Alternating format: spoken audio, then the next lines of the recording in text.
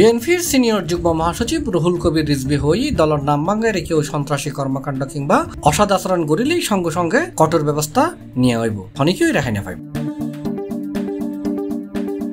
জুলাইর ১ তারিখ শুক্রবার বিকালে রাজধানীর নয়াপল্টনের দলীয় কেন্দ্রীয় কার্যালয়ত এক সংবাদ সম্মেলনত বিএনপির সিনিয়র যুগ্ম মহাসচিব দলের কঠোর অবস্থানের কথা জানাই। সংবাদ সম্মেলনত বিএনপির যুগ্ম মহাসচিব খায়রুল কবির খোকন, হাবিবুন নবী খান সোহেল সহ আরো অনেকেই উপস্থিত আছে। এই সময় রিজভী হই কমিটি গঠনকে কেন্দ্র করে মশাল মিছিল, ভাঙচুর, নিজ দলীয় কর্মীদের গায়ে আঘাত করা ইত্যাদি ঘটনা ঘটিয়েছে। আমরা সাথে সাথে বিষয়টি জানতে পেরে অভিযোগ থাকতে পারে, কোন বিষয়ের অভিযোগ থাকতে পারে, তার একটা প্রপার চ্যানেল আছে।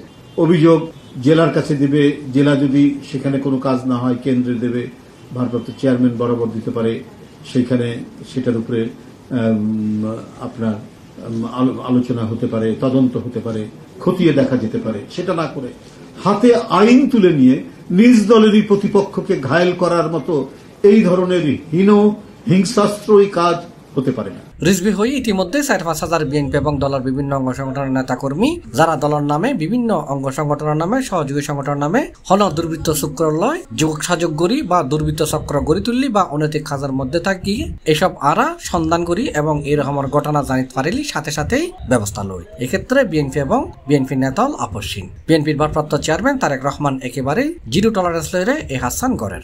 আমাদের দলের নামেও যারা দুর্বৃত্তপনা করছে, অনৈতিক কর্মকাণ্ড করছে, মানুষকে বিরক্ত করছে, মানুষের মধ্যে ভীতি সঞ্চার করছে, তাদেরকে আমরা রেহাই দিইনি এবং দিচ্ছি না।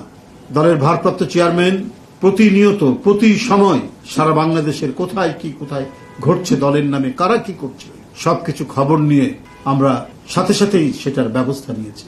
ইতিমধ্যে ৪ থেকে ৫ হাজার